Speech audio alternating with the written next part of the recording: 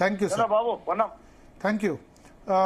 మనతో పాటు బొల్లం మల్లయ్య యాదవ్ గారు, కోదాడ మాజీ ఎమ్మెల్యే, బీఆర్ఎస్ నుంచి ఫోన్ లైన్లో సిద్ధంగా ఉన్నారు. మల్లయ్య యాదవ్ గారు, ఏంది ఢిల్లీలో అంత హల్చల్ కాంగ్రెస్ పార్టీ చేస్తుంటే మీరు ఎందుకు కలిసి వెళ్ళలేదు వాళ్ళతో పాటు?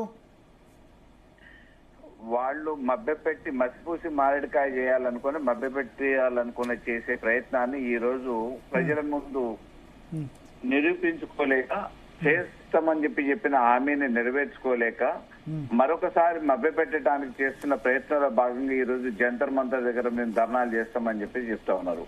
ఎప్పుడు గుర్తొచ్చిందండి వీళ్ళకి ఇచ్చిన మాట నిలబెట్టుకోవడానికి? 42% ఎన్నికలు అయిపోయిన తర్వాత, ప్రభుత్వం ఏర్పడిన తర్వాత కొంతకాలం వరకు అసలు 42% గురించి ఊసి కూడా ఎత్తలేదు. ఆ తర్వాత రెండు బడ్జెట్లు పెట్టారు.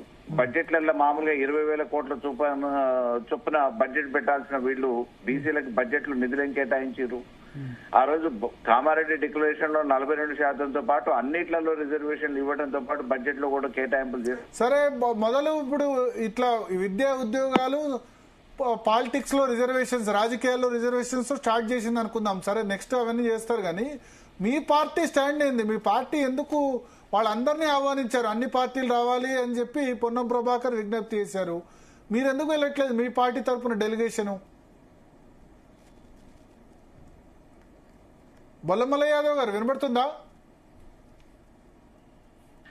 ఇప్పుడు నామినేటెడ్ పదవులలో ఎన్ని అవకాశాలు ఇచ్చారు? బడ్జెట్ లో 2 బడ్జెట్లు పెట్టారు. బడ్జెట్లలో ఎంత నిధులు కేటాయించారు? జనాభా ప్రాతిపదికన ఎమ్మెల్యే టికెట్లు ఎన్ని ఇచ్చారు? వీటన్నిటితో పోలిస్తే వీళ్ళకి సమగ్రంగా చిత్తశుద్ధి లేదు అనేది నిరూపించబడుతుంది. ఈరోజు ఎన్నికల కోసం, ఓట్ల కోసం సార్, వాళ్ళకి చిత్తశుద్ధి ఇప్పుడు అధికారంలో ఉంది, వాళ్ళు అసెంబ్లీలో పెట్టింది, వాళ్ళు ఆర్డినెన్స్ జారీ చేసింది, వాళ్ళు ప్రతిపక్షంలో ఉంది, మీరు సపోర్ట్ చేశారు. కూడా వాళ్ళేంది, హామీ ఇచ్చింది కూడా వాళ్ళే. హామీని నెరవేర్చుకోవాల్సిన బాధ్యత వాళ్ళ మీదనే ఉంది. మొక్కుబడిగా అంటే మీరు సపోర్టా కాదా అని తెలియట్లేదు. కవిత మీరు కార్యాచరణ చేసింది ఎక్కడ? అఖిల పక్షాన్ని పెట్టో లేకపోతే ఒక కార్యాచరణ చేసో అందరినీ రమ్మని పిలిచారు కదా ఢిల్లీకి. ఢిల్లీలో జంతర్ మంతర్ లో ధర్నాకు అందరు కలిసి రావాలని విజ్ఞప్తి చేస్తున్నారు. ఏమంటే వాళ్ళంతటా వాళ్ళు ఒక కార్యక్రమాన్ని రూపొందించుకొని, ఎవరికి సంబంధం లేకుండా వాళ్ళ ఫోటోలు వేసుకొని, వాళ్ళ ఫ్లెక్సీలు పెట్టుకొని, వాళ్ళ భజన మండలిని పెట్టుకొని, వాళ్ళకి సంబంధించిన అనుచరులను పెట్టుకొని ఏదో మేము చేస్తున్నాము మీరు రావాలని చెప్పేసి అని అంటే తూతూ మంత్రంగా జరిగే కార్యక్రమానికి మేము ఏం చేస్తాము?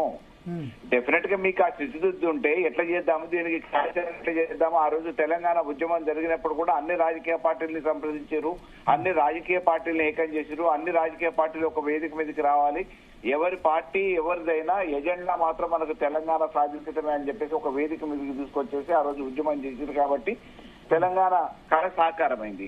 అదే రకంగా మీకు 42% రిజర్వేషన్ సాధించాలంటే ఈ రోజు కేంద్రంలో ఉన్న ప్రభుత్వం మీద, బీజేపీ మీద ఒత్తిడి తీసుకురావాలంటే ఇక్కడ రాష్ట్రంలో ఉన్న అన్ని పార్టీల్ని కలుపుకొని ప్రయాణం చేయాల్సిన అవసరం ఉంది. అవసరమైన బీజేపీ ముక్కు పిండి అయినా, మెడలు వంచైనా, నిలదీసైనా నిగ్గు తెలుసుకోవాల్సిన అవసరం ఉంది. అది కాకుండా వీళ్ళు మొక్కుబడిగా ఏదో మేము చేస్తాం, మేము అన్నాం. ఆ రోజు అసెంబ్లీలో తీర్మానం చేసినాం, ఢిల్లీకి పంపించినాం, జంతర్ మంతర్ లో ఒక రోజు ధర్నా చేసినాం, మా పని అయిపోయింది, మీ ప్రయత్నం మీరు చేసుకోండి అని అన్నారు. మన ఎన్నికలు నిర్వహించాలని చెప్పేసి సెప్టెంబర్ 30వ తారీఖు చివరి తేదీగా గడువు నిర్ణయించిన తర్వాత, మొట్టికాయలు వేసిన తర్వాత కోర్టు ఈ రోజు 42% స్థానిక సంస్థలలో రిజర్వేషన్ ఇవ్వకుండా ఎన్నికలలో పోతే ప్రజలు నమ్మరనే అపనమ్మకంతో ఆర్డినెన్స్ అని చెప్పేసి కొత్త నాటకానికి తెరలేదు. ఇప్పుడు కవిత ప్రొటెక్ట్ చేస్తున్నారు, ప్రయత్నం ఏంది? ఏ నుంచి రైస్ కవిత ప్రొటెక్ట్ చేస్తున్నారు, మీ పార్టీ నుంచి ఎందుకు మీరు ప్రొటెక్ట్ చేయట్లేదు? వాళ్ళు ఆమోద ముద్ర వీళ్ళు పంపించింది కాబట్టి ఆమోద ముద్ర అయ్యారు కదా. దానికోసం మీరు చేయాల్సిన ప్రయత్నంలో భాగంగా మీకు ఆ క్రెడిబిలిటీ కావాలనుకుంటే మీరు పోరాటం చేసింది ఏంది, వాళ్ళ మీద యుద్ధం చేసింది ఏంది, వాళ్ళతో సంప్రదింపులు చేసి. సార్, వినబడుతుందా బొల్లమల్ల యాదవ్ గారు? ఫోన్ లైన్ కట్ అయినట్టుంది. సో